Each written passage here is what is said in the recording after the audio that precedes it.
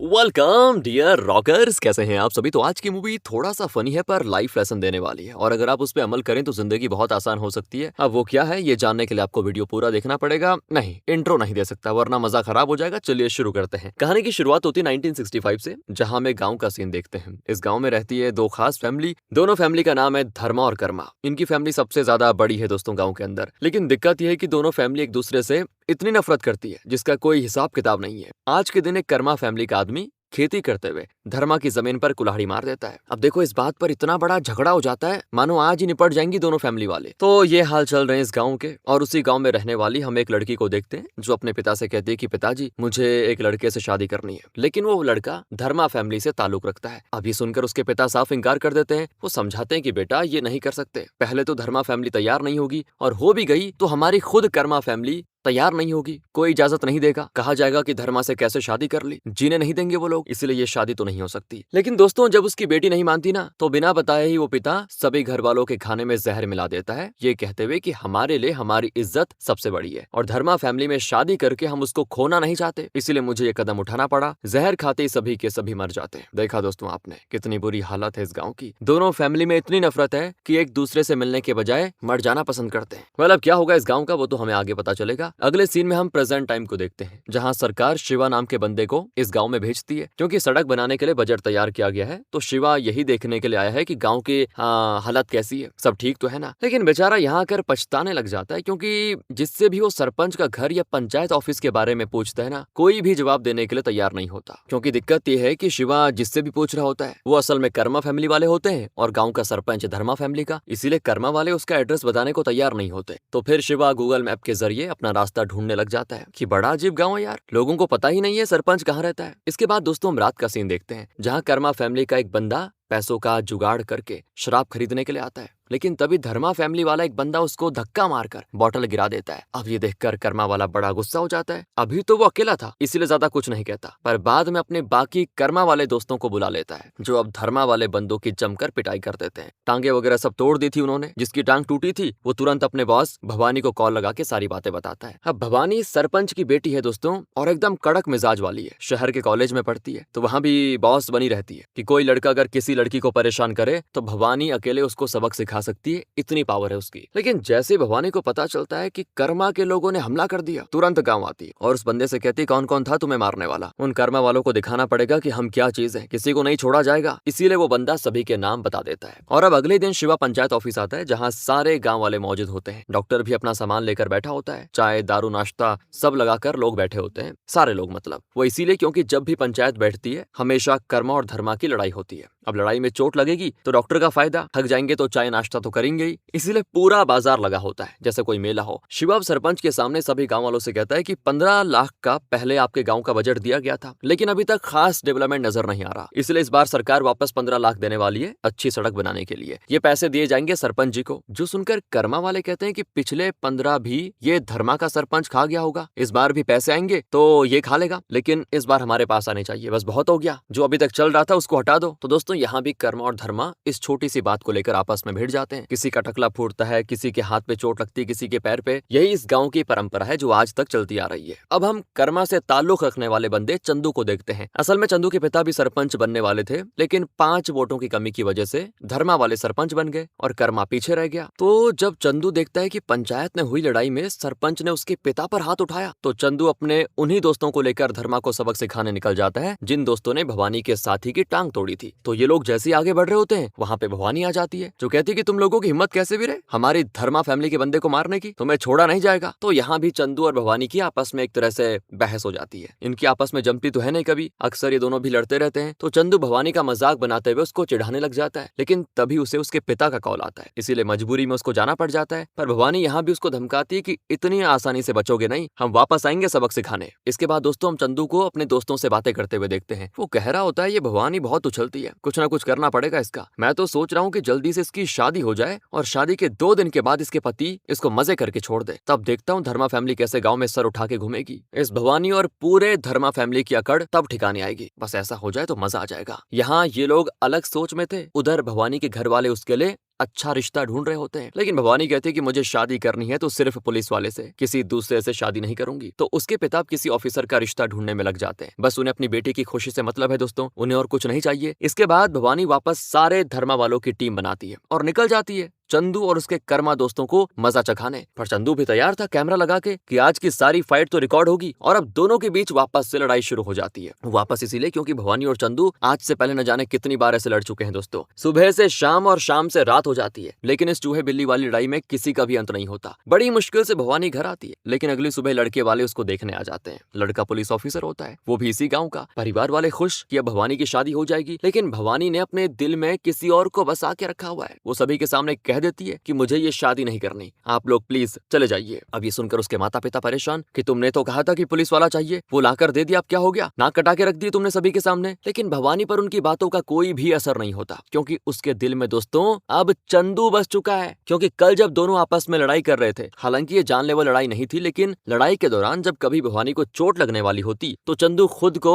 खतरे में डालकर उसको बचा लिया करता। और बस यही उसकी अदा भवानी को पसंद आ गई थी। वो अब एनी टाइम चंदू के आगे पीछे घूमने लग जाती है कि मैं तुम्हें पसंद करने लगी हूँ, मुझसे शादी कर लो। और चंदू हैरान कि क्या कह रही हो, पागल हो क्या, हमारी फैमिली को पता चलेगा तो लड़ाई करके दोनों की फैमिली एक दूसरे को खत्म कर देंगी, दुश्मन फैमिली में शादी नहीं हो सकती। जिस पर भवानी कहती है कि मुझे उससे फर्क नहीं पड़ता, अगर तुम हाँ नहीं करोगे तो मैं खुद की जान दे दूंगी। तुरंत मधुमक्खी के छत्ते पर पत्थर मारकर वहीं खड़ी हो जाती है। अब ये देखती चंदू जल्दी से उसको बचाने जाता है, फिर उसको आखिरकार बचा भी लेता है। चंदू ऊपर के मन से गुस्सा करता है, लेकिन अंदर ही अंदर भवानी के लिए फीलिंग्स तो हैं दोस्तों उसमें, इसीलिए ये दोनों रिलेशनशिप में आ जाते हैं। दोनों को अपनी फैमिली वालों से छुप कर मिलना पड़ता, वरना अगर उन्हें पता चल गया तो काम हो जाएगा। फिर ऐसे ही एक दिन भवानी का भाई रघु एक बंदे को पकड़ता है जो कर्मा फैमिली का होता है और रघु की बकरी चुराने की कोशिश कर रहा होता है, इसलिए वो उसको बहुत मारता है, ये कहते हुए कर्मा वालों की इतनी औकात, हमारी किसी चीज पे हाथ लगाए। जो सुनकर वो बंदा कहता है कि मैंने तो सिर्फ बकरी चुराई, उसके लिए इतना चिल्ला रहा है। उधर चंदू तेरी बहन पटा लिया, उसके साथ कोने में क्या क्या करता है, उसको कुछ नहीं बोलेगा, मैंने सब कुछ अपनी आंखों से देखा है। रात रात को सभी से छुपकर वो दोनों मिलते हैं। और ये सुनकर रघु दंग रह जाता है, कहता है क्या बकवास कर रहा है तू, मुझे भवानी पर पूरा भरोसा है, वो ऐसा कभी नहीं करेगी। लेकिन वो बंदा कहता है कि मैं सच कह रहा हूँ, चाहे तो अपनी बहन पे नजर रख ले, पता लगा ले। जिस पर रघु कहता है कि अगर तेरी बात झूठी है ना तो जान से मार डालूंगा। इसके बाद दोस्तों रघु भवानी पे नजर रखने लग जाता है। हालांकि भवानी और चंदू दोनों इस टाइम आपस में मिलते भी हैं, लेकिन भवानी को शक हो जाता है कि कोई तो है जो मुझ पे नजर रख रहा है, इसलिए वो दोनों छुप जाते हैं। अब थक हार कर रघु वापस उसी बंदे के पास जाता है और कहता है कि बेटा तू बचेगा नहीं, आज तूने मेरी बहन पे गलत आरोप लगाकर उसके बारे में इतना गंदा बोला, तू बचेगा नहीं। लेकिन तभी रघु का एक साथी उसको वीडियो सेंड करता है जिसमें चंदू और भवानी साथ में होते हैं। वो रघु से कहता है कि भाई ये दोनों को मैंने देखा, दोनों का कुछ ना कुछ तो चल रहा है। रघु हो जाता है पागल कि यार ये हो ही नहीं सकता, इस चंदू का गेम बजाना पड़ेगा। अगले ही दिन धर्मा और कर्मा दोनों फैमिली में घमासान लड़ाई हो जाती है। धर्मा कह रहे होते हैं कि तुम्हारे बेटे ने हमारी बेटी फंसाई और कर्मा कह रहे होते हैं कि तुम्हारी बेटी ने हमारा बेटा फंसाया। और झगड़ा इतना बढ़ जाता है कि पुलिस को रोकने आना पड़ जाता है और धारा 144 लगा दी जाती है ताकि कोई भी यहाँ वहाँ भटक ना सके। ये सब चल रहा होता है, उधर भवानी और चंदू सब छोड़ छाड़ के गाँव से भाग चुके होते हैं। उनको पता था गाँव में रहने से क्या हो सकता है, इसीलिए दोनों ने गांव छोड़ने का फैसला कर लिया। वो शहर में आकर रहने लग जाते हैं, खूब मजे करते हैं और दोनों शादी भी करने को तैयार हो जाते हैं। मंदिर में दोनों ने शादी करने का फैसला कर लिया होता है। परिवार वालों से दूर अकेले ये शादी होनी थी। भवानी बहुत ही ज्यादा खुश है दोस्तों, लेकिन मंगलसूत्र पहनाने से पहले चंदू अपने हाथ रोक लेता है क्योंकि वो ये शादी नहीं करना चाहता। भवानी उससे कहती है दिखा दी अपनी कर्मा वाली औकात, शादी नहीं करनी थी तो खिलवाड़ क्यों क्या मेरे साथ। लेकिन चंदू खुश है क्योंकि उसने कहा था ना कि उसे तब मजा आएगा जब भवानी का पति उसके साथ उसे मजे करके छोड़ देगा, और यही उसने भवानी के साथ कर दिया। धर्मा की इज्जत मिट्टी में मिला दी। इसके बाद शान से चंदू गाँव आता है। रघु और सारे धर्मा वाले चंदू को मारने लगते हैं कि क्या क्या तूने भवानी के साथ। तो चंदू कहता है कि तुम्हारे धर्मा फैमिली की इज्जत लूट ली मैंने, अब कभी सर उठा के नहीं चल पाओगे। इस तरह बहुत ही मजाक उड़ाता है धर्मा का, और इस चीज से कर्मा वाले बड़े खुश होते हैं कि हमारे चंदू ने तो कमाल कर दिया। भवानी के पिता बहुत ही ज्यादा गुस्से में थे दोस्तों। उन्होंने फैसला कर लिया होता है कि वो भवानी की जान ले लेंगे। खानदान की इज्जत मिट्टी में मिला दी है उसने, और पत्नी के रोकने पर भी नहीं मानते वो कि बस एक बार वो भवानी मुझे नजर आ जाए उसको मिटा दूंगा। अब कुछ देर के बाद भवानी भी वापस गाँव आ जाती। रघु और सारे के सारे धर्मा वाले उसकी जान लेने पे तुले होते हैं, लेकिन भवानी खुद उल्टा रघु से कहती है कि आप मेरी जान लेना चाह रहे हैं। उल्टा मैंने खुद नाटक करके चंदू को फंसाया ताकि अगर मैं उसके साथ भाग गई तो आप लोग गुस्से में आकर पूरे कर्मा वालों को उनकी औकात दिखाते। ये मेरा प्लान था, लेकिन आपने कुछ ऐसा किया नहीं। अरे कितनी मेहनत लगी चंदू को फंसाने में, पता भी है, सारा प्लान चौपट कर दिया आपने। ये सुनते सारे धर्मा वाले हैरान कि हम तो भवानी को गलत समझ रहे थे, बल्कि वो तो हमारा सर ऊंचा करने में लगी हुई थी। और बातों से ऐसा लग रहा था कि चंदू और भवानी दोनों ने मस्त वाला प्लान बनाया। ताकि दोनों वापस गाँव भी आ जाएं और सारे गाँव वाले उनको बुरा भला भी ना कह दें। तो उनका प्लान सफल हो जाता है दोस्तों। मतलब भवानी अपनी फैमिली को बेवकूफ बनाती है और चंदू अपनी फैमिली वालों को। अब इस तरह दोनों ही फैमिली वाले अपने अपने में खुश होते हैं कि चलो हमारी बेटी ने बढ़िया किया, कि चलो हमारे बेटे ने बढ़िया किया। अगले दिन रघु कहीं जा रहा होता है तो चंदू उसके मजे लेने के लिए उसको साला कह देता है कि बीबी का भाई तो साला ही हुआ ना। और ये सुनते ही रघु फिर से खुले सांड की तरह पागल हो जाता है। वो वहीं पे चंदू की धुलाई कर देता है। कर्मा धर्मा की लड़ाई देखकर सारे गांव वाले वहां पे आ जाते हैं और वापस इनकी परंपरा शुरू हो जाती है। लेकिन तब शिवा सभी गांव वालों के सामने अनाउंस करता है कि सरकार ने ऑर्डर पास कर दिया है, इस गांव में डैम बनेगा, सारे गांव वालों को गांव खाली करना होगा। अब तो गांव ही नहीं बचने वाला। अब इन दोनों फैमिली की दिक्कत यह है कि आसपास एनवायरनमेंट में क्या हो रहा है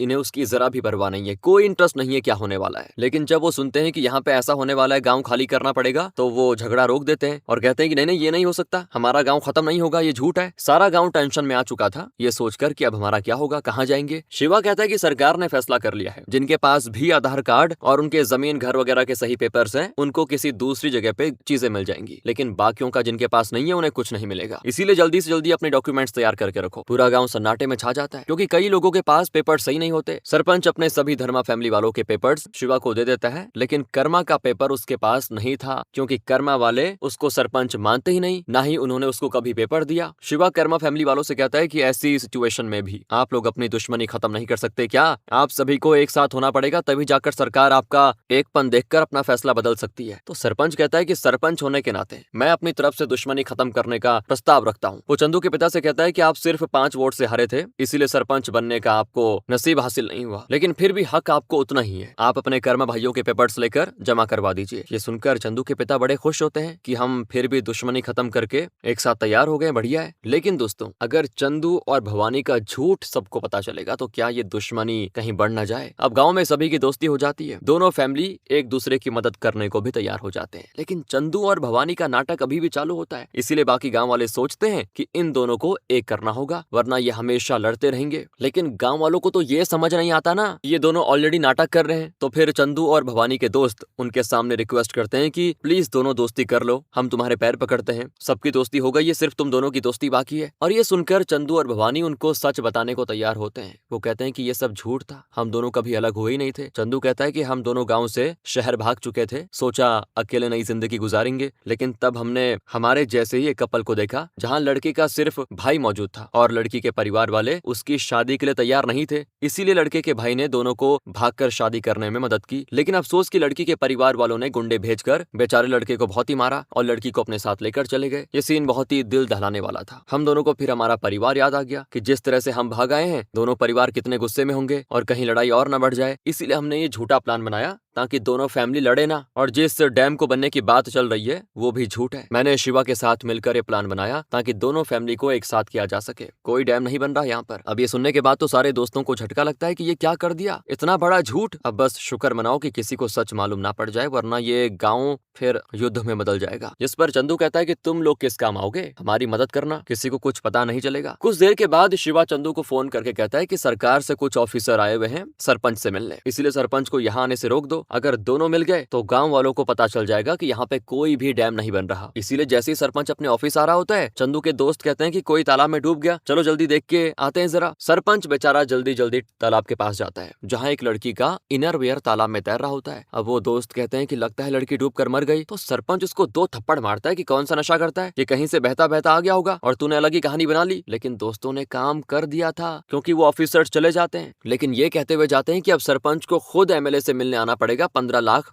फंड्स अप्रूव करवाने के लिए। इसीलिए चंदू और ज्यादा टेंशन में आ जाता है कि यार ये कैसे होगा, अब तो सच्चाई पता चली जाएगी। इसीलिए वो गांव वालों से कहता है कि मेरी एमएलए से बात हुई, वो खुद कल आएगा मिलने के लिए। चंदू ने सोचा था कि वो किसी दूसरे बंदे को एमएलए बनाकर लेकर आ जाएगा, लेकिन किसको बनाएगा वही समझ में नहीं आ रहा। पर उसको ये करते हुए वही आदमी देख लेता है जिसने रघु को चंदू और भवानी के रिलेशनशिप के बारे में बताया था, और इस बेवकूफ के हाथ ये झूठ वाली बात लग जाती है। और फिर क्या होना था, सारे गाँव में ढिंडोरा पीट देता है कि चंदू और भवानी का सारा नाटक था। दोनों ने मिलकर सभी को बेवकूफ बनाया, कोई डैम नहीं बनेगा, सब बेवकूफ बन गए। और जैसे ये खबर फैलती है, हड़कंप मच जाता है दोस्तों पूरे गांव में। सारे गांव वाले वापस दुश्मन बन जाते हैं, कर्मा धर्मा सब वापस चालू हो जाता है। धर्मा वाले चंदू की जान लेने पे उतर आते हैं कि ऐसा झूठ कैसे बोल सकता है ये। और तब चंदू कहता है कि मेरी बात सुनिए, मैंने झूठ आप सभी को आपस में मिलाने और इसी झगड़े को खत्म करने के लिए कहा था। एक झूठ की वजह से लोगों ने जमाने की दुश्मनी छोड़ी और एक दूसरे का साथ देने लगे। कितनी खुशी की बात थी बताओ, सारे लोग कितना खुश लग रहे थे। यही खुशी देखने के लिए झूठ कहा था मैंने। तो अब अगर किसी को लगता है कि मैंने झूठ कह के गलती की, मुझे सजा होनी चाहिए, तो सजा दे दो मुझे। कि सुनकर सारे गांव वाले सोच में पड़ जाते हैं कि बात तो चंदू एकदम सही कह रहा है। एक दूसरे का साथ देने में जो खुशी है वो किसी चीज में नहीं है। चंदू के झूठ ने गांव वालों की आंखें खोल के रख दी थी। इसीलिए दोनों फैमिली वाले एक दूसरे को माफ करने को तैयार हो जाते हैं कि हम आइंदा कभी भी झगड़ा नहीं करेंगे और हमेशा साथ मिलकर आगे बढ़ेंगे। इस दोस्ती को मजबूत करने के लिए चंदू के पिता और भवानी के पिता दोनों शादी के लिए हामी भर देते हैं कि ये गांव की पहली शादी होगी जो दोनों दुश्मन फैमिली के बीच होगी। दोस्ती की नई कहानी लिखते हुए चंदू और भवानी की खुशी का दोस्तों ठिकाना नहीं होता। मतलब दोनों की शादी की तैयारी शुरू हो जाती है, मंडप सज गया होता है, हर तरफ खुशी का माहौल होता है। लेकिन तब एक बहुत ही दुखद चीज होती है। जब सभी भवानी के कमरे में आते हैं तो देखते हैं किसी ने भवानी का गला काट दिया है और वो मृत अवस्था में पड़ी हुई है। शादी बिल्कुल मातम में बदल जाती है। चंदू तो पागल हो जाता है कि किसने मेरी भवानी को मारा, मैं सभी को मार डालूंगा। लेकिन सारे लोग कहते हैं कि हम क्यों मारेंगे भवानी को। और जब कोई भी अपराध कबूल नहीं करता तो चंदू खुद अपनी जान देने की कोशिश करता है कि जब भवानी नहीं रही तो मेरा भी रह के क्या फायदा। लेकिन बाकी लोग उसको बचा लेते हैं। चंदू को कैसे भी करके जानना था कि आखिर ये किया तो किया किसने। और तब उसको एक चाय वाला नजर आता है। जब धर्मा फैमिली का एक बंदा उससे चाय मांगने आता है तो वो कहता है कि मैं धर्मा को चाय नहीं देता, निकल जा यहाँ से। इसके बाद वो चाय वाला अपने माता पिता की फोटो देख के कहता है कि मैंने ये शादी खत्म कर दी, कभी भी धर्मा और कर्मा एक नहीं हो सकते। और तब हमें पता चलता है कि 1965 में जो परिवार मरा था ना जहर खाने से, उसमें एक छोटा बच्चा था जो बच गया था। और यही है वो चाय वाला। उसकी बहन ने जब धर्मा फैमिली के बंदे से शादी की बात की तो इज्जत बचाने के लिए उसके पिता ने पूरे परिवार को मार डाला। तो वो सोच रहा है आज कैसे धर्मा की कर्मा की शादी हो सकती है। इसीलिए इसी चाय वाले ने भवानी का गला काट दिया। और सच्चाई जानकर चंदू सीधे चाय वाले को पकड़कर मारना शुरू कर देता है। पूरा गांव आ चुका था उस चाय वाले को मारने के लिए, लेकिन वो चाय वाला सारे गांव को अपनी कहानी बताता है कि मैं अनाथ हो गया था इसी दुश्मनी की वजह से, इसीलिए मैंने भवानी को मार डाला ताकि ये दुश्मनी हमेशा चलती रहे। चंदू और सारे गांव वाले उससे कहते हैं कि दुश्मनी हमें बर्बाद करके रख देती है, हमेशा एक चीज नहीं हो सकती। जब तक एक दूसरे का साथ नहीं रहेगा कभी हम आगे नहीं बढ़ सकते। जैसा तुम्हारे परिवार के साथ हुआ वैसे ही कई फैमिली के साथ हो सकता था, लेकिन हमने इसे खत्म करने की कोशिश की, लेकिन तुमने सही नहीं किया। दोस्तों मूवी में तो खाली परिवार में दुश्मनी दिखाई गई है, रियल में कास्ट सिस्टम इससे भी खतरनाक है। ऐसा ही होता है जब एक कास्ट वाले दूसरे को ऊपर या नीचे समझते हैं। ये मूवी हमें ये सिखाना चाहती है कि जब तक खुद को नहीं बदलेंगे चाय वाले की तरह हमेशा किसी न किसी को नुकसान उठाना ही पड़ेगा। इसीलिए हमें ये सब खत्म करके एक इंसान को इंसान की तरह देखना चाहिए, क्योंकि इंसानियत से बढ़कर कुछ नहीं होता यार। यही वो लाइफ लेसन है जिसके बारे में मैंने आपको शुरू में बताया था। और अब मूवी के आखिरी सीन में हम भवानी को देखते हैं जो किस्मत से बच गई थी। गला काटने के बाद उसको हॉस्पिटल में ले जाया गया और भगवान ने उसकी जान बचा ली। इस तरह चलो बढ़िया है, हैप्पी एंडिंग होती कहानी की। बाकी आपको अच्छी लगी हो तो लाइक करें, शेयर करें। मिलते हैं आपसे अगली वीडियो में। ध्यान रखेगा अपना। Thanks for watching.